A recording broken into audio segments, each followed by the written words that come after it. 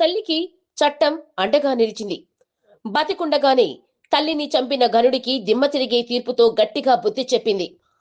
అసహాయులకు రక్షణగా ప్రభుత్వాలు ఎన్నో చట్టాలు తెచ్చాయి. వాటిని సమర్థవంతంగా వినియోగించుకుంటే ఫలితాలు ఎలా ఉంటాయో తీర్పు తెలియచెప్పింది. 2007 సీనియర్ సిటిజన్ యాక్ట్ ముండ్లమూరు మండలం కొమ్మవరం గ్రామానికి చెందిన విప్పర్ల రమాదేవికి అండగా నిలబడింది. విప్పర్ల రమాదేవి చేసిన ఫిర్యాదు, తీసుకున్న చర్యలపై ఒంగోలు రెవెన్యూ డివిజనల్ అధికారి లక్ష్మీ ప్రసన్న సోమవారం ఏర్పాటు చేసిన విలేకరుల సమావేశంలో వెల్లడించారు. విప్పర్ల రమాదేవికి 2 కుమార్తెలు, 1 కుమారుడు ఉన్నారు.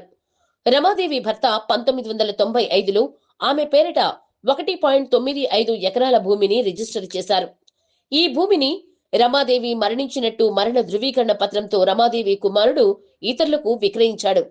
ఈ విషయమై రమాదేవి గ్రీవెన్స్ లో ఫిర్యాదు చేయగా విచారణ జరిపి రమాదేవి బతికుండగానే ఆమె కుమారుడు మరణ ధృవీకరణ పత్రంతో ఆమె పేరిట ఉన్న భూమిని ఇతరులకు రిజిస్టర్ చేసిన విషయం వాస్తవమని తేలడంతో సదరు రిజిస్ట్రేషన్ రద్దు చేస్తూ ఆ భూమిని తిరిగి రమాదేవికి దాఖలు పరుస్తూ రెవెన్యూ రికార్డులలో కూడా మార్పులు చేయాలని ఆదేశించడం జరిగిందన్నారు. అంతేకాక తప్పుడు మరణ ధృవీకరణ పత్రం జారీ చేసిన వారిపై, ఆస్తి రిజిస్ట్రేషన్ చేసిన వారిపై చట్టపరమైన చర్యలు తీసుకుంటామన్నారు. అంతేకాక రమాదేవికి ఆమె కుమారుడు ప్రతి నెల 10వ తేదీలోపు 15,000 రూపాయలను నిర్వహణ ఖర్చుల నిమిత్తం అందజేయాలని ఆదేశాలు జారీ చేయడం జరిగిందన్నారు.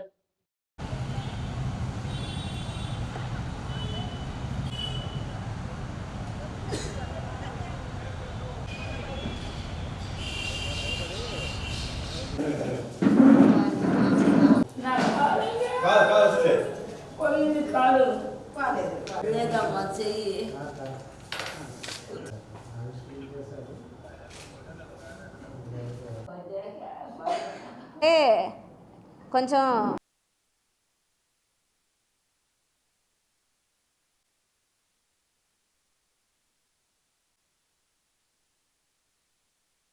ఈ సీనియర్ సిటిజన్ డిపార్ట్మెంట్ తరఫున మేము కూడా గ్రౌండ్ లెవెల్లో అంటే జిఎస్డబ్ల్యూఎస్ వాళ్ళ ద్వారా ఎక్కడికి అందరికీ నమస్కారం. విప్పర్ల రమాదేవి అనేటువంటి మహిళ maintenance and welfare of parents and senior citizens act 2007 చట్టం కింద ఆమె వాళ్ళ మనవరాలు మరియు కూతురు సహాయంతో ఆర్డీఓ ఆఫీస్ నందు ఒక పీజీఆర్ఎస్ పిటిషన్ ఇచ్చినది. దాని సారాంశం ఏమిటంటే ఆమె కొడుకు ఆమె బతికుండంగానే ఆమె చనిపోయిందన్నటువంటి తప్పుడు ధృవీకరణ పత్రాలు సృష్టించి ఆమె భర్త ఆమెకు చేసినటువంటి సెటిల్మెంట్ డీడ్ ద్వారా ఆమెకు సంక్రమించినటువంటి 1.96 extent in survey number 155/1 Kommavaram village of Mundlamuru mandal ఆ ప్రాపర్టీని ఆమె బతికుండంగానే చనిపోయింది అని ఒక తప్పుడు ధృవీకరణ పత్రం సృష్టించి దాన్ని ఇతరులకు అమ్మివేశాడు. దాన్ని ఛాలెంజ్ చేస్తూ ఆమె సీనియర్ సిటిజన్ యాక్ట్ కింద దాన్ని క్యాన్సిల్ చేస్తూ ఆమెకు మెయింటెనెన్సు మరియు ఆమెకి సేఫ్టీ ప్రొవైడ్ చేయమని మా ఆర్డీఓ ఆఫీస్ని ఆశ్రయించింది. దానికి సంబంధించి ఎంటైర్ ప్యానెల్, అందులో ఏడీ డిజబిలిటీ వెల్ఫేర్ గారు, అలాగే కృష్ణమూర్తి గారు, అలాగే అరుణ గారు ప్యానలిస్టు, మేము నలుగురము హియరింగ్ కండక్ట్ చేయడం జరిగింది. కండక్ట్ చేసి ఆమెకు సంబంధించినటువంటి అన్ని రిజిస్ట్రేషన్ డాక్యుమెంట్స్ని మేము క్షుణ్ణంగా పరిశీలించాము. దాని ప్రకారం ఈమె భర్త గారు 1995లో ఈమెకు ఒక రిజిస్ట్రేషన్ చేసి ఉన్నారు. Document number 185/1995. ఇది సంక్రమించిన తర్వాత ఈమెకు 2 కూతుర్లు ఉన్నారు, 1 కొడుకు ఉన్నారు. వాళ్ళ కొడుకు ఈమె చనిపోయింది అని చెప్పేసి ఒక తప్పుడు ధృవీకరణ పత్రంతో వేరే వ్యక్తికి ఆ ల్యాండ్ని అమ్మేశారు. అమ్మేసిన తర్వాత అది మేము ఎస్టాబ్లిష్ చేసి ఈమె బతుకుంది కాబట్టి ఈ చట్టం కింద ఆ ఎంటైర్ రిజిస్ట్రేషన్ని రద్దుపరుస్తున్నాము.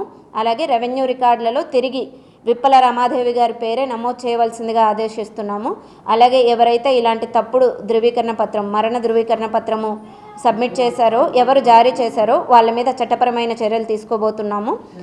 అలాగే ఈమె కొడుకు every month 15,000 maintenance, month 10th లోపల ప్రతి నెల 10వ తారీఖు లోపల 15,000 మెయింటెనెన్స్ ఇచ్చేలాగున మేము ఆదేశాలు జారీ చేశాము. ప్రజలందరికీ తెలియచేయడం ఏమంటే ఇలాగ పేరెంట్స్ అండ్ సీనియర్ సిటిజన్స్ చట్టం కింద ఎవరైనా తల్లిదండ్రుల్ని మేము తర్వాత చూస్తాము అని చెప్పి మభ్యపెట్టి వాళ్ళని మోసం చేసి తప్పుడు విధంగా రిజిస్ట్రేషన్లు పొందినచో మేము ఈ చట్టం కింద తగు చర్యలు తీసుకుంటాము. అలాంటి రిజిస్ట్రేషన్స్ అన్ని క్యాన్సిల్ చేస్తాము. అలాగే వాళ్ళ రక్షణ బాధ్యత కోసం తగిన మెయింటెనెన్స్ కూడా ఆదేశాలు ఇవ్వడం జరుగుతుంది.